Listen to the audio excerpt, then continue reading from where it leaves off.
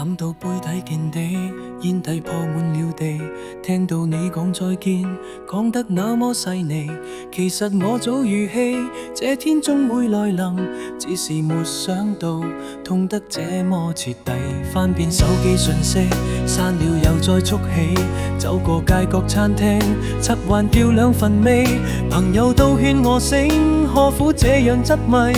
他們不會懂，你是我的全部意義。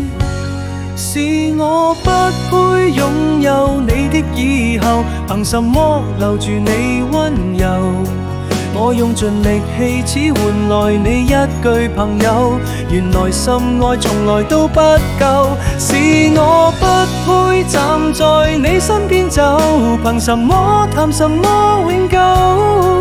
我這種人本來就適合獨自承受，愛到最後放開手才是溫柔。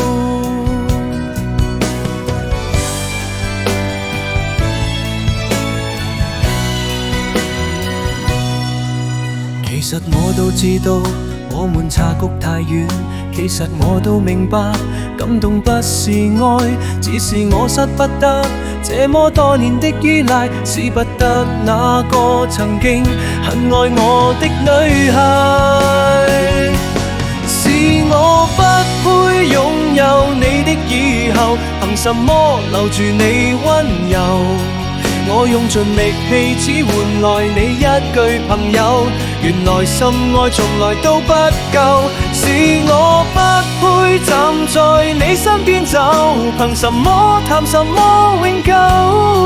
我這種人本來就適合獨自承受，愛到最後放開手才是溫柔。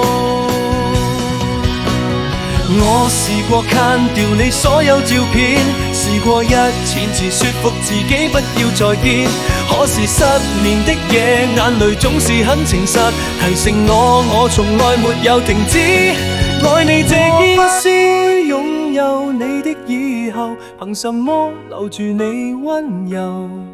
我用盡力氣只換來你一句朋友，原來深愛從來都不夠。是我不配站在你身邊走，憑什麼談什麼永久？我這種人本來就適合獨自承受，愛到最後放開手才是溫柔。